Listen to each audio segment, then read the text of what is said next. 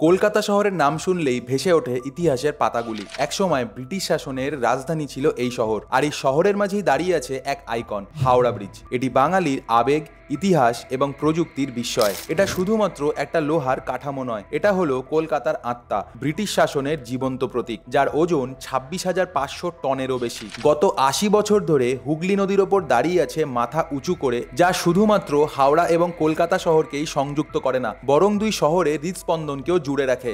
আজ আমরা জানবো যে কিভাবে গড়ে উঠলো এই হাওড়া ব্রিজ, আর কি রহস্য লুকিয়ে আছে এর নির্মাণে, আর কেনই বা এটাকে বলা হয় ভাসমান বিস্ময়। কিন্তু আপনি কি জানেন যে এই ব্রিজটির বর্তমান নাম হাওড়া ব্রিজ নয়? আর সবচেয়ে চমকপ্রদ বিষয় হলো এই ব্রিজ নির্মাণে ব্যবহৃত স্টিল সবটাই ভারত থেকে এসেছিল, ব্রিটেন থেকে নয়। এই গল্প শুধুমাত্র একটি ব্রিজ নির্মাণের কাহিনী নয়, এটি প্রযুক্তির সাহসিকতা, ব্রিটিশ শাসকদের দূরদর্শিতা আর ভারতীয় ইস্পাত গর্বের এক অপূর্ব সমন্বয়। হাওড়া ব্রিজের অজানা গল্প।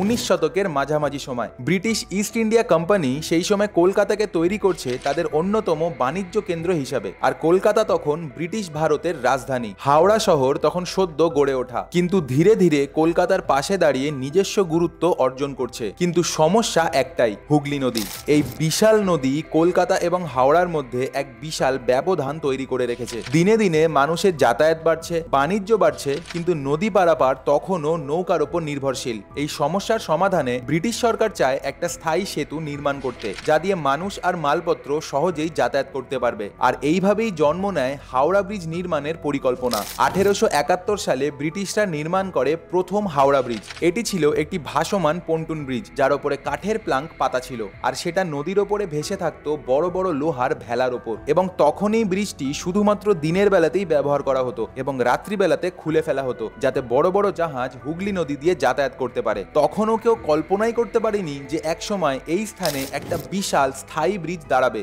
আর এই পন্টুন ব্রিজের সমস্যা ছিল যে বর্ষায় বা নদীতে জোয়ার আসলে এই ব্রিজটি প্রায় অচল হয়ে পড়তো, এবং সময়ের সাথে সাথে বাড়তে থাকে মানুষের চাপ। ব্রিটিশরা তখন বুঝতে পারলো যে শহরের এই প্রবেশদ্বারকে আরো মজবুত এবং আধুনিক করতে হবে, আর তখনই ভাবা হয় একটি বড়, স্থায়ী এবং মজবুত ব্রিজের কথা। 1906 সালে ব্রিটিশ ইন্ডিয়ান গভর্নমেন্ট গঠন করলো একটি কমিশন, যার দায়িত্ব ছিল হাওড়া ব্রিজের স্থায়ী সংস্করণ তৈরির পরিকল্পনা করা। অনেক বছর গবেষণার পর অবশেষে এলো সাল 1935। বিশ্ব তখন ধীরে ধীরে দ্বিতীয় বিশ্বযুদ্ধের দিকে এগিয়ে যাচ্ছে। এই সময় ব্রিটিশ সরকার চূড়ান্তভাবে সিদ্ধান্ত নেয় যে হাওড়া আর কলকাতার মাঝে একটা বিশাল স্টিলের ক্যান্টিলিভার ব্রিজের নির্মাণ করবে তারা, কারণ হুগলি নদীর গভীরতা এবং জোয়ার ভাটার কারণে নদীর মাঝখানে পিলার বসানো সম্ভব ছিল না। এই সিদ্ধান্তই এই ব্রিজকে বিশ্বে অন্যতম বিস্ময় হিসেবে গড়ে তোলে। তবে এই নির্ণয়ে শুধুমাত্র ব্রিটিশদের প্রশাসনিক দক্ষতার পরিচয় ছিল না, ছিল এক অসাধারণ ইঞ্জিনিয়ারিং এর শুরু। কারণ এমন একটা বিশাল ব্রিজ তখন ভারত তো দূরের কথা, গোটা এশিয়াতেও ছিল খুব বিরল।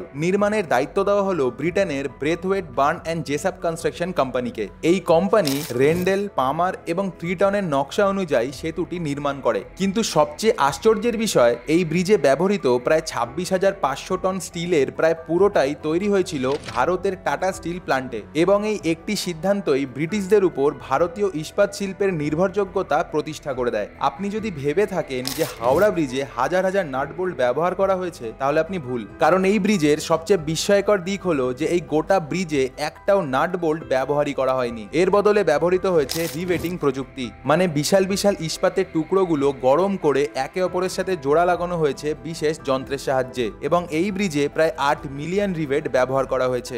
এই কাজ এতটাই জটিল ছিল যে প্রতিদিন হাজার হাজার শ্রমিক দিন রাত কাজ করতেন। প্রত্যেকটা ইঞ্চি মেপে ইস্পাতের টুকরোগুলো গরম করে ঠুকে বসানো একটা বিশাল সময় সাপেক্ষ এবং পরিশ্রম সাধ্য কাজ ছিল। ব্রিজটি পুরোপুরি ক্যান্টিলিভার সিস্টেমে নির্মিত, মানে দুই দিক থেকে দুটি বড় বড় স্টিলের বাহু নদীর ওপর প্রসারিত হয়ে মাঝের অংশকে ধরে রেখেছে, যার ফলে নদীর মধ্যে কোনো সাপোর্ট না থাকার কারণে এটিকে ভাসমান মনে হয়। ভারতীয় এবং ব্রিটিশ ইঞ্জিনিয়ারদের দল এই বিশাল কাজটা সম্পূর্ণ করে মাত্র 6 বছরে। ব্রিজটির নির্মাণ কাজ শেষ হয় 1942 সালের ডিসেম্বরে, এবং 1943 সালের 3রা ফেব্রুয়ারি এই ব্রিজটিকে সাধারণ মানুষের জন্য খুলে দেওয়া হয়। তবে সেই সময় দ্বিতীয় বিশ্বযুদ্ধ চলছিল, যার ফলে কোনো বড়সড় উদ্বোধনী অনুষ্ঠান করা হয়নি। কিন্তু মানুষের উৎসাহ ছিল চরমে। হাজার হাজার মানুষ ভিড় করে শুধুমাত্র ব্রিজটিকে দেখার জন্য। আর প্রথমবারের মতো হাওড়া এবং কলকাতা সত্যিকারের অর্থে এক হয়ে যায়। সেই সময় থেকেই এই ব্রিজ হয়ে ওঠে পূর্ব ভারতের প্রধান প্রবেশ পথ। ব্রিজের দৈর্ঘ্য প্রায় 705 মিটার এবং প্রস্থ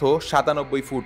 প্রতিদিন প্রায় 1 লক্ষেরও বেশি যানবাহন এবং 5 লক্ষেরও বেশি মানুষ এই ব্রিজ ব্যবহার করে এবং এটাই ছিল সেই সময় ভারতের সবচেয়ে ব্যস্ত সেতু। দ্বিতীয় বিশ্বযুদ্ধ চলাকালীন হাওড়া ব্রিজ ছিল জাপানিদের নিশানায়। 1943 সালে জাপানি বিমান কলকাতায় বোমা ফেলেছিল, কিন্তু এতে হাওড়া ব্রিজের কোনো ক্ষতি হয়নি। বলা হয় যে ব্রিটিশরা রাত্রিবেলায় হাওড়া ব্রিজকে ঢেকে রাখত যাতে শত্রু বিমান এর অবস্থান বুঝতে না পারে। হাওড়া ব্রিজ শুধুমাত্র একটি কাঠামো নয়, এটি বাংলা সংস্কৃতির অংশ। সত্যজিৎ রায় থেকে শুরু করে বলিউড সব জায়গাতেই হাওড়া ব্রিজ একটি অমর প্রতীক। হাওড়া ব্রিজ নামেই একটি কালজয়ী সিনেমা তৈরি হয় 1958 সালে, যেখানে অভিনয় করেছিলেন মধুবালা এবং অশোক কুমার, যার গান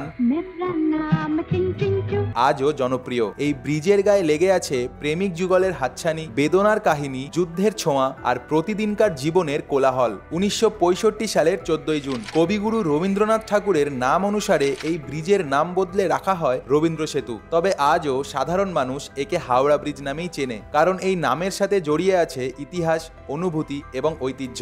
আজও 80 বছর পেরিয়ে হাওড়া ব্রিজ অটুটভাবে দাঁড়িয়ে আছে।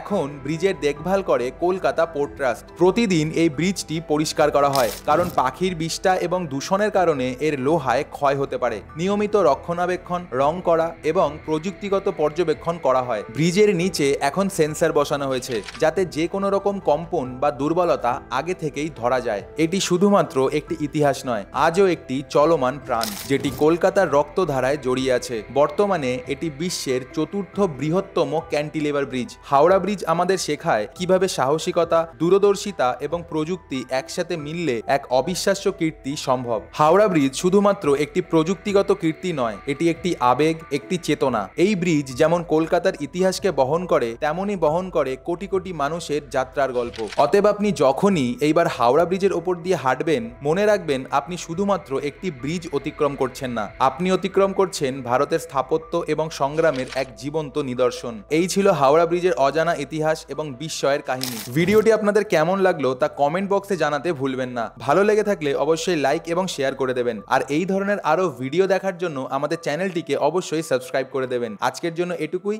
দেখা হচ্ছে আবার পরের ভিডিওতে। সকলে সুস্থ থাকবেন, ভালো থাকবেন, নমস্কার।